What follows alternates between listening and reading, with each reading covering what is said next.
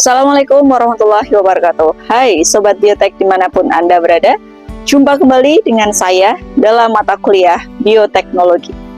Pada pertemuan kali ini kita akan membahas mengenai bioteknologi di bidang lingkungan. Seperti kita ketahui bersama bahwasanya polusi merupakan salah satu masalah yang harus diselesaikan. Polusi tidak boleh dibiarkan karena kita tidak mungkin hidup dengan polusi. Salah satu teknik yang biasa digunakan untuk menangani polusi yaitu bioremediasi. Apa sebenarnya bioremediasi itu? Mari kita simak bersama-sama.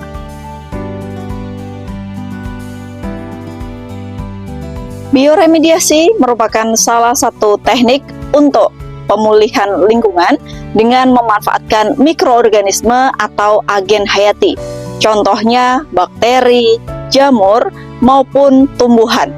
Nah, bioremediasi ini biasa digunakan dalam rangka untuk menguraikan polutan yang ada di lingkungan, baik itu di tanah maupun di perairan.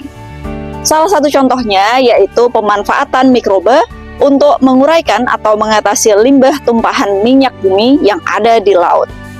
Tentu saja, salah satu teknik ini merupakan teknik andalan yang dianggap cukup efektif karena ramah lingkungan, mudah digunakan, dan cukup murah. Salah satu contoh teknik bioremediasi yang sering digunakan yaitu fitoremediasi. Teknik ini menggunakan tumbuhan di mana tumbuhan berfungsi untuk mengakumulasi polutan di bagian tumbuhnya. Tumbuhan ini selanjutnya disebut sebagai tumbuhan hiperakumulator karena dapat mengakumulasi berbagai macam polutan. Salah satunya yaitu limbah dari logam berat di dalam bagian tubuhnya. Beberapa jenis tumbuhan yang biasa digunakan yaitu misalnya Ipomo sp, kemudian semanggi air, bunga matahari, dan beberapa jenis tumbuhan air lainnya. Fitoremediasi merupakan salah satu teknik yang berfungsi untuk memperbaiki atau membersihkan suatu polutan dengan cara mentransformasi, mengimobilisasi, menyerap, maupun mendegradasi polutan. Contohnya yaitu logam berat. Hasil penelitian menunjukkan bahwa karakteristik tumbuhan hiperakumulator dalam fitoremediasi yaitu 1. Tahan terhadap unsur logam dalam konsentrasi tinggi pada jaringan akar dan juga tajuk. 2. Tingkat laju penyerapan unsur dari tanah yang tinggi dibanding tanaman lainnya. 3. Memiliki kemampuan mentranslokasi dan mengakumulasi unsur logam dari akar ke tajuk dengan laju yang tinggi. Translokasi ini merupakan komponen yang harus diperhatikan dalam penentuan tumbuhan hiperakumulator. Salah satu agen biologi yang memiliki potensi sebagai fitoremediator adalah tumbuhan air. Pada umumnya, tumbuhan air mampu mengakumulasi logam berat maupun zat organik dengan cara menyimpan pada bagian organ tertentu pada tanaman.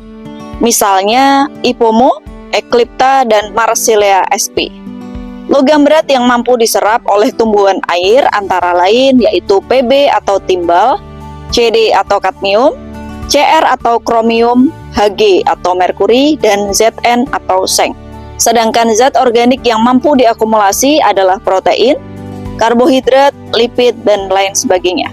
Pada dasarnya, semua spesies tumbuhan air dapat melakukan penyerapan logam berat dan zat organik melalui akar yang dapat digunakan sebagai indikator pencemaran pada perairan. Misalnya saja, semanggi air dapat dijumpai pada lahan basah maupun saluran irigasi sawah yang merupakan habitat aslinya.